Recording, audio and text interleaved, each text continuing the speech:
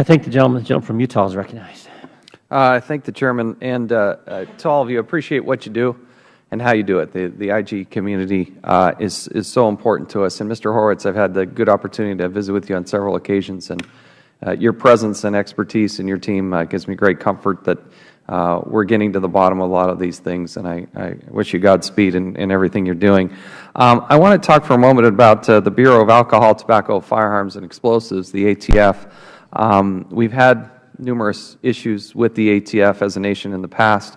There is a case, it's known as Operation Fearless. This was conducted in Milwaukee, Wisconsin, and it was rife with all sorts of problems.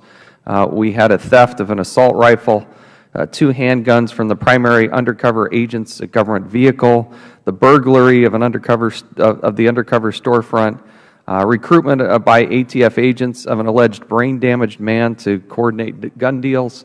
The ATF there was paying teenagers to put a rather large-sized tattoo of a squid smoking a joint on their body to try to give some credibility to this storefront that it was involved in nefarious activities. There are a whole host of problems that I have with that in the direction that they were going. I guess what is even more troubling is that the committee became aware of some of these problems, was addressed in a letter from Chairman Issa and some other members, Senator Grassley, Chairman Issa, Chairman Goodlatte from the Judiciary Committee. They did months later provide a response, but then in the briefing, the ATF informed the Congress that this was an isolated incident. Then on December 7th, 2013, some exceptional reporting by the Milwaukee Journal Sentinel highlighted that they were doing similar types of operations in Portland, Oregon, Wichita, Kansas, Albuquerque, New Mexico, Atlanta, Georgia, Pensacola, Florida.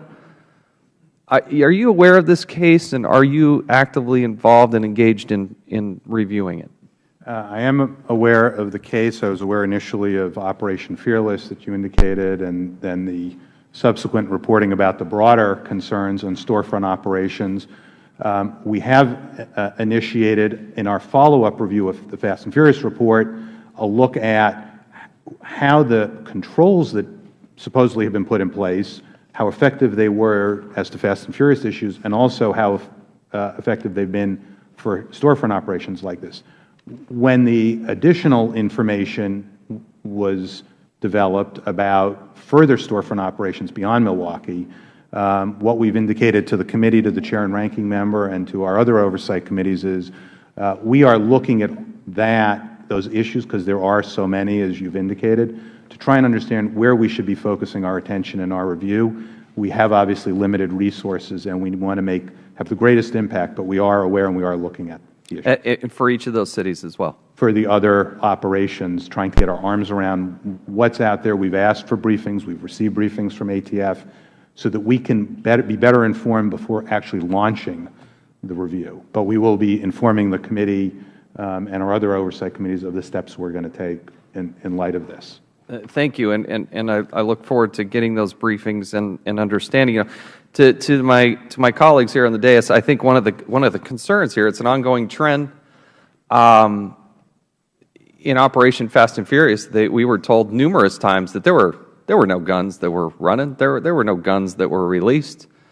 They provided that in writing. They provided that verbally, and then here we have the ATF again telling us this is an isolated case. This hadn't happened.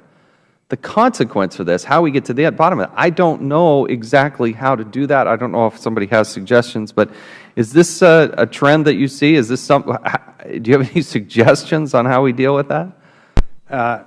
Certainly the oversight that is being done both in the House and the Senate is important. Our work and our putting forward the reports that we put forward and digging and looking for the evidence of that hopefully will be helpful to the Congress's oversight. Now, your office made a number of recommendations in the wake of Fast and Furious. Where is ATF in the implementation of those recommendations? We launched our review in late October, early November, right after the shutdown. of the one-year review and look back to do that. We're in the process of doing that. I'm hoping in the next several months we'll have a report for the committee and the public about our assessment of those controls. Thank you. I yield back at 0 seconds. I want it noted for the record.